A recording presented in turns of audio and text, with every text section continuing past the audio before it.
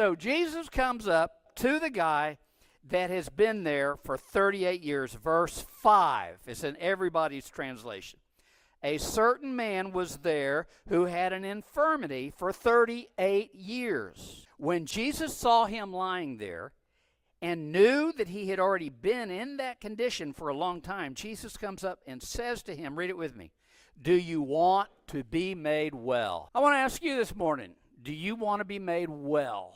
So the sick man answered and said, Sir, I've got no man to put me in the pool when the water is stirred up. And while I am coming, another one steps down before me. Do you want to be made well? And the man says, well, I would like to be, but it's not my fault. There's no one around to help me. I'm just kind of stuck here. I've been stuck here for 38 years. So what's your plan, fella? Are you going to be here for another 20 years? Do you really want to be made well or not? What is your strategy? What are you going to do differently in order to get to the pool first? He gives this kind of reasoning or excuse. And so then Jesus looks at him and says, rise, take up your bed and walk. And immediately the man was made well. He took up his bed and he walked. Because Jesus asked him not just about his lameness or his disease, but about his desire. And I want to ask you this morning about your desire. Do you want to be spiritually better this year than you were last year? How badly do you want it? Because you see, desire will motivate our actions.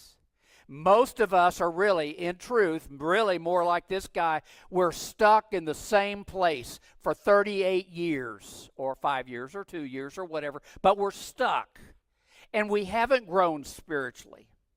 So what is it going to happen in order for us to have a spiritual awakening and get more passionate in our desire to follow Jesus? And I don't know what it is for you, but I tell you, for me, it's when I see God moving and showing up and doing things in people's lives.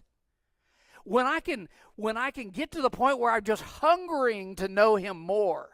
And I don't know about you, but for me, I kind of drift sometimes, and I really get to the point where I'm not that hungry anymore.